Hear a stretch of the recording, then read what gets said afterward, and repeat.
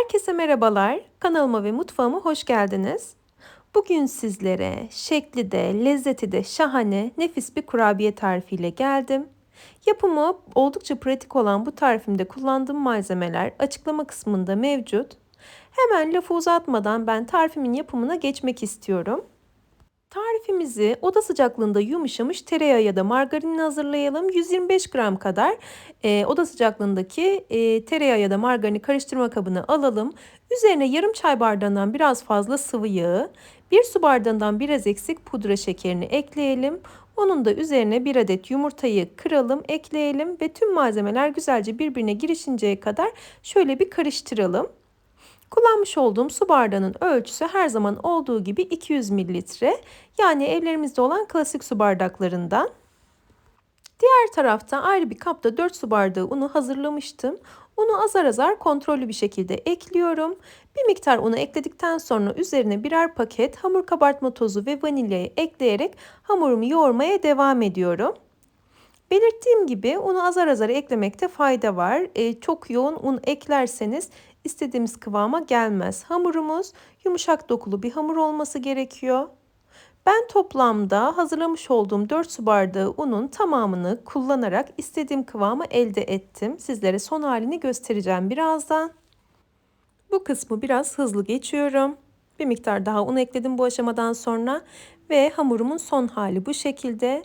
Şöyle bir parça kopararak sizlere kıvamını yakından da göstermek istiyorum. İstediğimiz şekli verebileceğimiz bir kurabiye hamuru. İstediğiniz şekli verebilirsiniz. Kurabiye aparatlarıyla, şekilleriyle de şekil verebilirsiniz.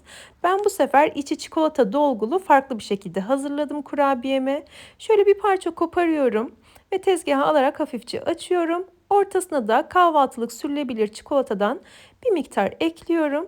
Üzerine de aynı şekilde aynı boyutlarda hamurdan kopararak hafif açıyorum ve üzerine yerleştiriyorum.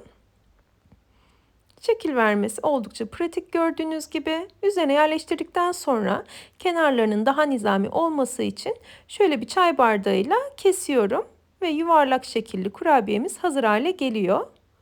Ardından fırın kabına sıralıyorum şekil verdiğim kurabiyeleri. Bir tane daha şekil verirken göstereyim. Sonrasında pişme aşamasına geçelim. Tek bir şekilde hazırlamasanız da olur. Yani farklı şekillerde, iki ayrı şekilde de hazırlayabilirsiniz. Çocuklar için güzel bir alternatif oluyor bence. Özellikle çocukların çok beğendiğini düşündüğüm bir tarif. Benim oğlum bu tarz kurabiyeleri çok severek tüketiyor. Çok uzun süre kalmıyor. Fakat elinizde kalsa da uzun süre tazeliğini koruyan bir kurabiye tarifi. Bunu da belirtmek istiyorum. Yağlı kağıt serdiğim fırın kabına şekil verdiğim kurabiye hamurlarını sıraladım ve 180 derecelik fırına gönderdim. Tam olarak 180 derecelik fırında 20 dakikada istediğim şekilde kurabiyelerim pişti. Şöyle ilk sıcağı çıktıktan sonra yakından sizlere dokusunu göstermek istiyorum. Sizler kontrollü bir şekilde pişirin. Daha kısa sürede de pişebilir fırınınızda. Böyle hafif pembeleşmeye başladığında fırından alabilirsiniz. Mutlaka deneyin derim. Denediğiniz takdirde ben çok beğeneceğinizi düşünüyorum. Tarifim hakkındaki duygu ve düşüncelerinizi videonun yorumlar kısmında benimle paylaşırsanız çok mutlu olurum. Yeni tariflerde görüşünceye dek sağlıkla ve afiyetle kalın. Hoşça kalın.